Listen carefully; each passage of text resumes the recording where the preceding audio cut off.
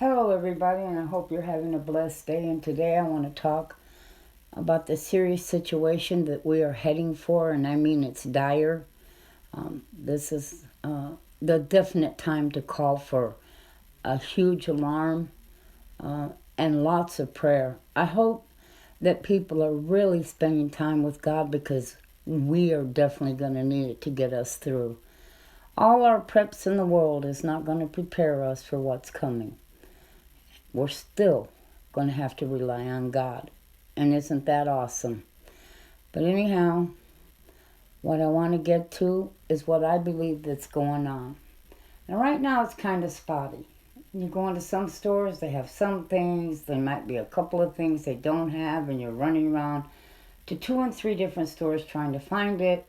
Other stores don't have much of anything, but 2 weeks later they will, and another store somewhere else won't have it. Well, think of a chain, okay? And it gets pulled on and pulled on and pulled on until some of the links in that chain begin to break, and they break off. And then that chain gets pulled on harder, and more break off until you have a complete collapse of the chain totally. And that's what's happening. And that's what's going to happen. We're not only seeing already extremely high meat prices. I mean, geez, $10 a pound for bacon. That's outrageous. And it's going to get worse. And what's happening now is we had a certain percentage of people out there in this country that have felt things were heading in a really bad way. They predicted this. They said this was going to happen. They knew it in their guts. Some say God even told them so. Well, now you've got others who never believed any of it are starting to question what's going on here. What's happening?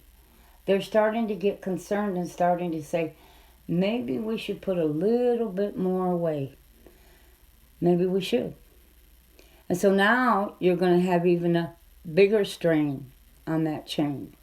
Because at the last minute, now that we're hurting, now that we have these enormous shortages in so many states and so many places, you're going to have now people that are really going to start buying. And that's going to make the situation even worse.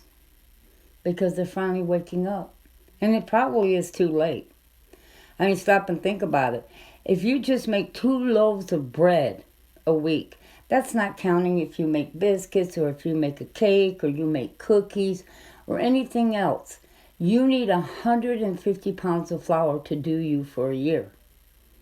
And if you make cake or anything else like biscuits or tortillas, you're going to need double that amount.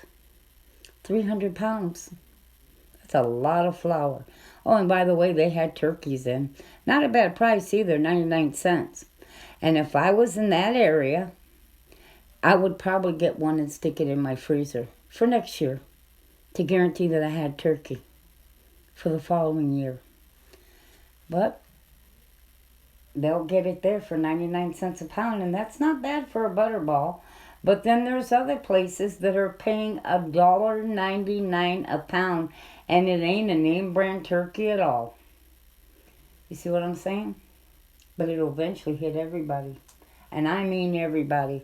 And they're going to walk in and they're going to be in shock to see just how high things are and how little of a choice they have. Because it's not going to be a big, huge variety that you're going to be able to pick from. It won't be. So I hope you keep preparing, folks. Grab those last minute items that you need because it's going to become horrible out there. It will be. They're already putting out Christmas paper everywhere. Oh yeah, I've got to fill them shelves with something because it ain't food they have. And that's what they're doing. They're taking one item and spreading it all through their stores to fill up holes to make it look like they have more than they really have. That's pretty neat, huh?